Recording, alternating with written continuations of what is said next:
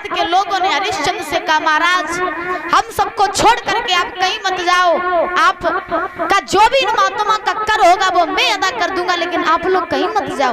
अरे जब राजा ही चला जाएगा तो फिर प्रजा किस काम की, महाराज मुझे छोड़ के मत जाओ। हरिश्चंद्र ने प्रजा से कहा, हे प्रजा के लोगों, ये अवध अब तुम्हारी है, यहाँ का राज अब तुम्हारा है, हमारा तुम्हारा बस यहीं तक साथ था, मुझे तो अब जाना ही होगा। आज हरिश्चंद्र ने अवध के लोगों को धैर्य धारण करवाया और धैर्य धारण करके आज हरिश्चंद्र तारा रोहितास चले काशी के लिए। चलते जा रहे, ध्यान रखना बुजुर्गों, समय से बड़ा और समय से ताकतवर दुनिया में कोई चीज हो नहीं सकती है। समय अगर चाहे तो महाराज अमीर को गरीब बनाए देवे और समय अगर चाहे तो गरीब को भी अमीर बना देवे। पैसा अगर आ जाए, धन दौलत अगर आ जाए ज्यादा तुम्हारे पास में, तो पैसा में ज्यादा भूलो मत कि हम करोड़पति हैं, अरबपति हैं, लखपति हैं और हमारे 10-10 मंजिल मकान बने। हाँ, ज्यादा समय अगर अच्छा आ जाए तो अच्छे समय में ज्यादा खुश मत हुआ करो। क्यों? क्योंकि समय कब किसका बदल जाए किसी को पता नहीं है। अब हरिश्चंद्र कभी ये बात जानते थे कि एक समय ऐसा आएगा जब मैं बिकने के लिए चला जाऊंगा काशी में? जानते थे हरिश्चंद्र कभी ये बात? नहीं जानते थे। तो इसीलिए समय की बाराज बात कोई नहीं जानता कि कब किसका समय बदल जाए। ध्यान रखना, विद्वान तो यहाँ तक कल्पना कर देते हैं, अरे कर्म से कर्म के कर्म करावे, कर्म से राजा राज करे, और कर्म से राजा राज करे, और कर्म ही राजा को भी मंगावे।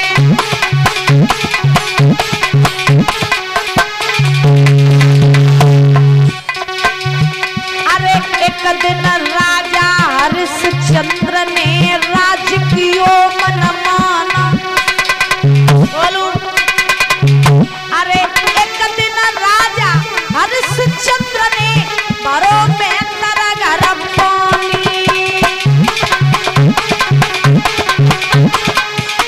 इसलिए बलियारी बलियारी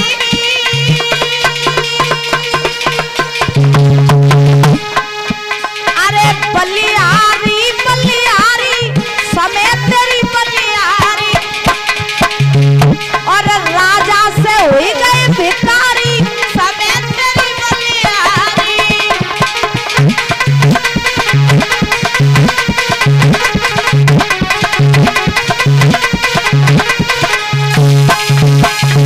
आज रोहित तारा हरिश्चंद्र बिकने के लिए चले महाराज काशी में।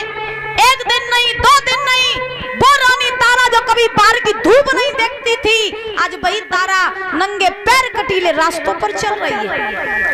एक दिन नहीं, 2 दिन नहीं, 5वें दिन जाकर के तीनों प्राणी काशी में पहुंचे। जब 5वें दिन काशी में जाकर के तीनों प्राणी पहुंचे, तो पहुंचने के बाद में आज विश्वामित्र ने महाराज हरिश्चंद्र, तारा और रोहित को काशी के बीच चौराहे पर खड़ा कर लिया। जब काशी के बीच चौराहे पर खड़ा किया है, आज विश्वामित्र काशी में आवाज लगाने लगे, काशी के लोगों, काऊ को नौकर की जरूरत हो, वे नौकर की, तो वो मेरे पास में आए कि हमसे नौकर खरीद ले वे। और विश्वामित्र ने जैसे ही आवाज लगाई भैया, तो कैसे आवाज लगाई सुनो, क्या बिक रहे तीनों बजरिया में, और बजरिया में भैया मच गो सोना नगरिया में।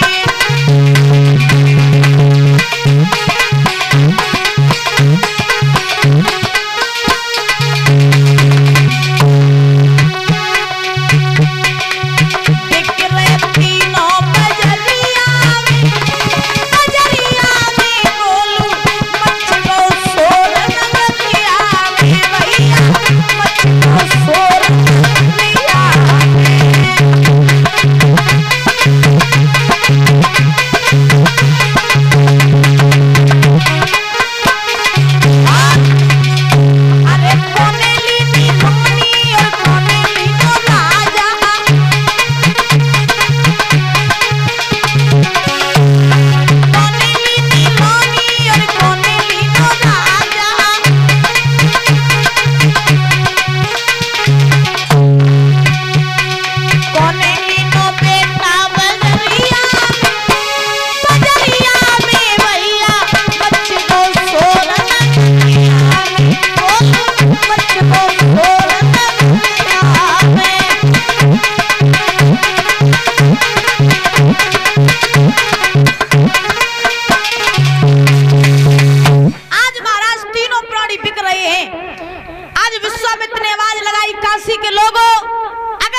को नौकर की जरूरत हो तो वो मेरे पास में आए, आकर के हमसे नौकर खरीद ले। बीच चौराहे पर खड़े हैं तीनों प्राणी। आज पूरे काशी के लोग इकट्ठे होकर के महाराज बीच चौराहे पर पहुंचे। जब बीच चौराहे पर पहुंचे हैं तो पहुंचने के बाद आज उसी भीड़ में से परीक्षित महाराज एक कालू नाम को मैत्र निकल के आओ। कौन? कालू मैत्र। हाँ, कालू मैत्र निकल के आओ। तो कालू मैत्र विश्वामित्र के पास में पहुंचा और विश्वामित्र से बोला, जब बताओ महात्मन, जब पुरुष को का मोल है? तो विश्वामित्र बोले, जाको मोल है 20 बार सोना। तो कालू मैत्र ने 20 बार सोना दिया, हरिश्चंद्र को खरीद लिया। भीड़ में से एक ब्राह्मणी निकल के आई, विश्वामित्र से पूछा, महात्मन स्त्री को का मोल है? तो महाराज विश्वामित्र ने जवाब दिया, इसका मोल है 20 बार सोना। तो ब्राह्मणी ने 20 बार सोना दिया, आज तारा को खरीद लिया। और इसी बीच में 100 रुपए दे रहे हैं अतुल भैया जी डेयरी वाली, इनकी तरफ से आए हैं, बहुत बहुत धन्यवाद है। भगवान सुख शांति प्रदान करते रहे, धन के भंडार भरे रहे, हर इच्छा पूरी होती रहे, बोली गोविंद भगवान की। और ये 100 रुपए दे रहे हैं श्री कश्मीर सिंह यादव बराहर से, इनकी तरफ से आए हैं, भगवान सुख शांति प्रदान करते रहे, धन के भंडार भरे रहे, बोली राधा रानी सरकार की। आज महाराज ब्राह्मणी ने 20 बार सोना दिया और देकर के तारा को खरीद लिया। जब तारा को खरीद लिया ब्राह्मणी ने और हरिश्चंद्र को खरीद लिया कालू मैत्र ने। अब बचा कौन? कौन बचा? हरिश्चंद्र भी बिक गए, तारा भी बिक गई, अब कौन बचा? बेटा रोहितास। अब बचा है बेटा रोहितास। अब महाराज कालू मैत्र ने हरिश्चंद्र से कहा, तुम मेरे संग चलो। ब्राह्मणी ने तारा से कहा, तुम मेरे संग चलो।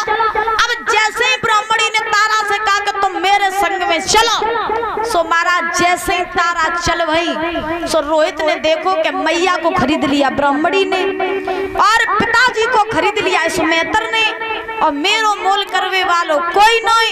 सोई रोहित ने आज तारा के पैर पकड़ ले। और जब रोहित ने तारा के पैर पकड़े तो पैर पकड़ के रोहित बोला, मैया तुम मुझे छोड़ के कहां जा रही हो? तो आज रो करके रोहित बोला, मैया तुम छोड़ के तो जा रही हो, लेकिन तुम्हें नहीं पता है जब तुम मुझे छोड़ के चली जाइयो तो तुम्हारे बिना मेरे हाथ का है। मैया हम तुम्हारे बिना एक पल भी नहीं रह सकते हैं। तुम्हें खरीद लिया इस ब्राह्मणी ने, पिताजी को खरीद लिया इस मैत्र ने, मैया मेरो कोई मोल करवे वालो नहीं है, मुझे अपने संग लिवाए चलो, हम तेरे बिना मर जाएंगे। और रोहित रोए के बोलो, मैया सुनो, तुम्हें नहीं पता है, मेरी बात सुनो, क्या लगता जीवन की सांसों का और इस तन से नाता टूट गया।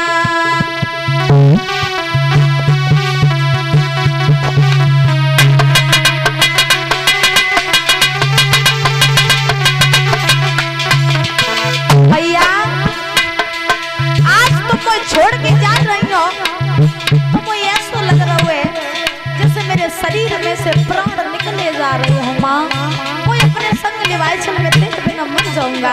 रोए के बोलो, बेटा लगता जीवन की सांसों का इस तन से नाता टूट गया, ना जाने कौन सी भूल बनी परमेश्वरा मन से रूठ गया।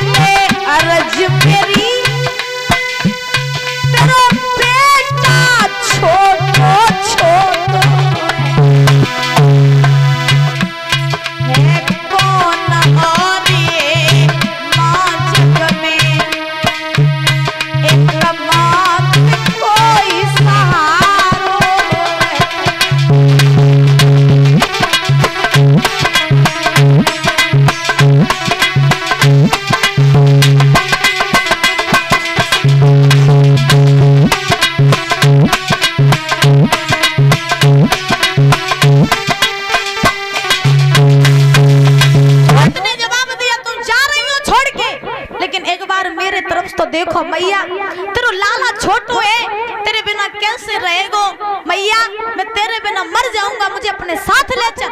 और ध्यान रखना एक बात, क्या एक माँ जो होती है ना, तो माँ बिना पुत्र के नहीं रह सकती और पुत्र कभी अपनी माँ के बिना नहीं रह सकता। अगर घर में बच्चे ना हो तो माँ व्याकुल रहती है। ये हमने देखा है कि घर में अगर बच्चे ना हो, कहीं बाहर चले जाएं खेलने के लिए या कहीं चले जाएं, तो माँ को अच्छा नहीं लगता है घर में। आज ऐसा लगता है कि जैसे घर में कोई है ही नहीं। और जब माँ कहीं चली जाए तो घर में बच्चों को अच्छा नहीं लगता है। तो कहने का अभिप्राय कि माँ बिना बच्चों के नहीं रह पाती, बच्चे बिना माँ के नहीं रह पाते। रोहित ने जवाब दिया, मैया पिताजी को खरीद लिया, मैतन ने तोय खरीद लो, ब्राह्मणी ने मेरो मोल करवे बारो कोई नहीं मैया, मैं अपने संग लेवाए चल, मैं तेरे बिना मर जाऊंगा मैया, जीवित नहीं रह पाऊंगा। जो इतने वचन कहे रोहित ने, सोई तारा ने झपट के अपने लला को अपने करेजे से लगाए लो। और तारा बोली, बेटा हम तो छोड़ के कौन नहीं जाए, तो हम अपने संगी लेवाए के चले। आज तारा ब्राह्मणी के पैरों में गिर पड़ी, बोली मैया तूने 20 बार सोना दे के मोय खरीद लो, एक एहसान कर दे जिंदगी भर न भूली, मेरे पुत्र को भी तू खरीद ले, क्योंकि माँ मैं अपने पुत्र के बिना जीवित नहीं रह सकती हूँ, मेरा लाल मेरे बिना जीवित नहीं रह पाएगा। तो ब्राह्मणी को दया आ गई। जब ब्राह्मणी को दया आई तो ब्राह्मणी ने 20 बार सोना दिया और दे करके रोहित को भी खरीद लिया। अब तीनों प्राणी बिक गए। अब महाराज हरिश्चंद्र से कालू मैतन ने कहा, सुन चल मेरे साथ में।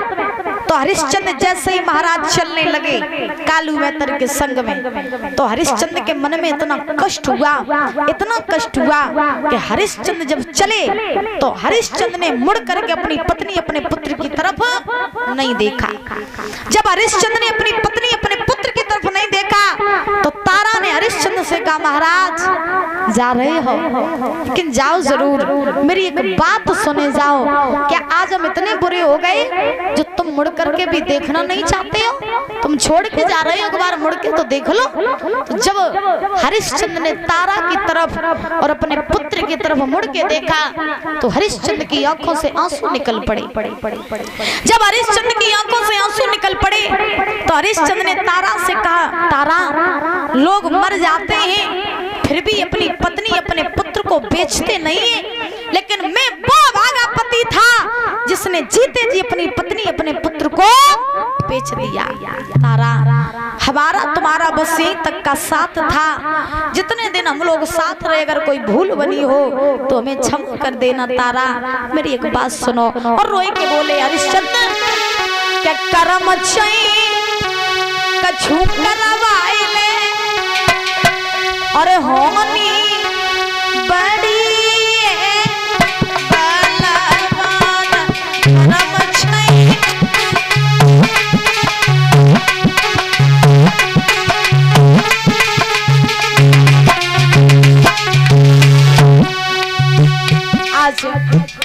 हरिश्चंद्र रोए के बोले, तारा तुम्हें नहीं पता, मेरी एक बात सुनो, बात सुनो मेरी, कर्म चाहिए कछु करवाइले, होनी बड़ी कर्म चाहिए।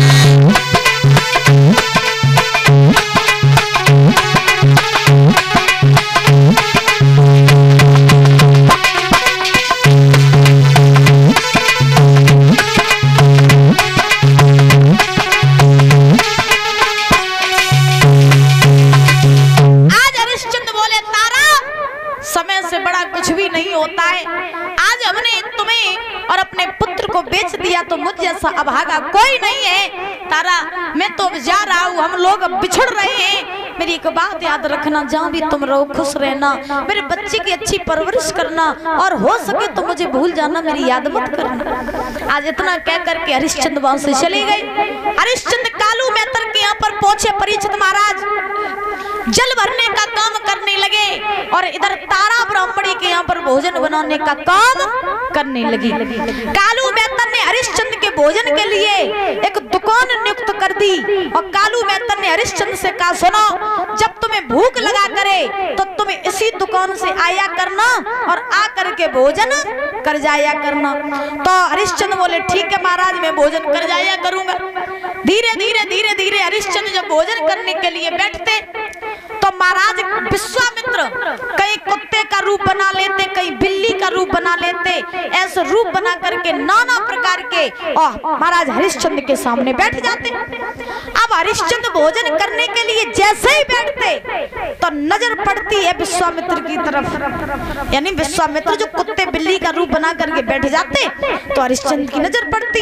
अब हरिश्चंद्र सोचने लगते कि हम तो आज नहीं कल भोजन कर लेंगे, लेकिन ये जीव पता नहीं कब का भूखा होगा, तो लाओ अपना भोजन हम जाए कराए दें। तो हरिश्चंद्र अपना भोजन महाराज उस जीव को करा देते और जब जीव को करा देते तो ऐसे हरिश्चंद्र ने एक दिन नहीं, 2 दिन नहीं, 1 महीना व्यतीत हो गया, लेकिन हरिश्चंद्र ने भोजन नहीं किया। अब दादा आप सोचो कि जो व्यक्ति 1 महीने तक भोजन न करे उसकी दशा क्या होगी। और इसी बीच में 51 रुपए ऋषि यादव बराहर से इनकी तरफ से आए हैं, बहुत बहुत धन्यवाद है, भगवान सुख शांति प्रदान करते रहे। हरिश्चंद्र ने 1 महीने तक भोजन नहीं किया, शरीर जर्जर हो गया, कमजोर शरीर हो गया। एक बार कल कालू मेहतर ने जवाब दिया, सुन हरिश्चंद्र जा पर जा करके घाट से जल भर ला।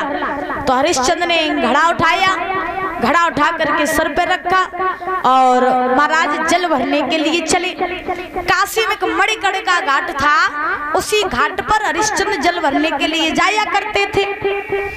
तो हरिश्चंद्र जब जल भरने के लिए उसी घाट पर पहुंचे तो पहुंच करके हरिश्चंद्र ने घड़ा तो भर लिया, लेकिन दादा शरीर में इतनी शक्ति नहीं है जो घड़ा को उठा सके। और इसी बीच में 100 रुपए सूरजपाल सिंह यादव बराहर से, 100 रुपए ओम यादव पुत्र लल्लन बराहर से इनकी तरफ से आए हैं, बहुत बहुत धन्यवाद है। भगवान सुख शांति प्रदान करते रहे, धन के भंडार भरे रहे। बोलिए गोविंद भगवान की। हरिश्चंद्र ने घड़ा तो भर लिया, लेकिन शरीर में इतनी शक्ति नहीं है जो घड़ा को उठा सके। हरिश्चंद्र ताकत लगा रहे, घड़ा नहीं उठा, और ताकत लगाई, घड़ा नहीं उठा, और ताकत लगाई, घड़ा नहीं उठा। जब घड़ा नहीं उठा सोई हरिश्चंद्र थक के बैठ गए और रोने लगे, भगवान से प्रार्थना करने लगे, हे नाथ, काऊ ऐसे को भेज दे जो मेरो जो घड़ा को उठवा देवे आए के। अगर मैंने को देरी हो गई तो मेरो मालिक हमें बहुत मारेगो, बहुत चिल्लाएगो, तो महाराज ऐसे को भेज दो जो मेरो घड़ा उठवाए देवे।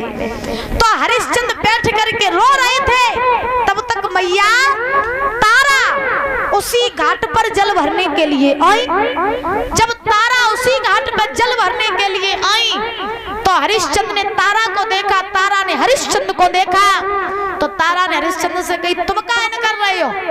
हरिश्चंद्र बोले, हम जल भरने के लिए आए थे। तो तारा बोली, तुमने जल तो भर लो है, फिर तुम अगर गए का ही नहीं। हरिश्चंद्र बोले, तारा मैंने 1 महीने तक भोजन नहीं किया, मेरे ऊपर शक्ति नहीं है बिल्कुल भी, मैं कमजोर हो गया हूँ, ऐसा करो तुम मेरा घड़ा उठवा दो। तारा बोली, कि तुम्हारी बुद्धि खराब है, तुम्हारी बुद्धि खराब है, तुम कह रहे हो कि हम तुम्हारा घड़ा उठवा दें। अरे तुम्हें नहीं पता, तुम जो घड़ा भर रहे हो वो घड़ा मेहतर के यहाँ का है, और हम जो घड़ा भर रहे हैं वो घड़ा ब्राह्मणी के यहाँ का है। तुम्हारा घड़ा उठवाने की तो छोड़ो, हम तो तुम्हारा घड़ा छू भी नहीं सकते, अगर मैंने तुम्हारा घड़ा छू लिया तो मेरा धर्म नष्ट हो जाएगा। जो इतने वचन सुने हरिश्चंद्र ने तारा के, हरिश्चंद्र सोचने लगे वाह रानी तारा, कि तुम वही तारा हो जो एक समय अपने पति के दुख में बिक गई थी और आज तुम धर्म में फंस गई कि तुम मेरो घड़ा नहीं उठवाए रही। तारा उठवा दो मेरा घड़ा, उठवा दो ना। तारा बोली उठवा नहीं सकते, लेकिन हम तुम्हें अकल बता सकते हैं। कौन सी अकल? और इसी बीच में 51 रुपए पिंटू यादव बराहर से इनकी तरफ से आए हैं, बहुत बहुत धन्यवाद है। भगवान सुख शांति प्रदान करते रहे, धन के भंडार भरे रहे। आज तारा ने हरिश्चंद्र से कहा सुनो हम तुम्हें अकल बता रहे हैं। कौन सी? कि स्वामी देवे और अकल बताई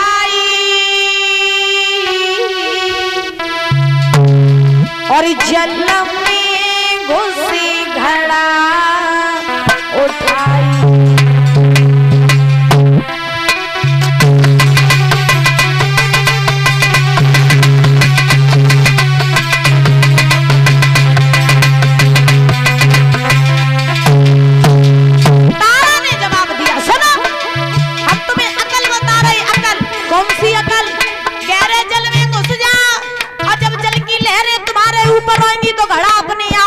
सर पे आ जाएगा, गहरे जल में घुस जाओ। सुनो महाराज, स्वामी देवी अकल बताई,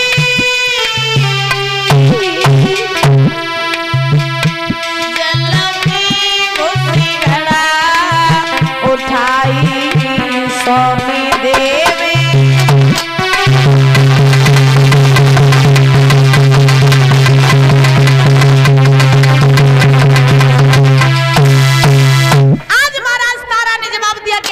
घुस जाओ और जब जल की लहरें तुम्हारे ऊपर आएंगी तो घड़ा अपने आप तुम्हारे सर पे आ जाएगा। परीक्षित महाराज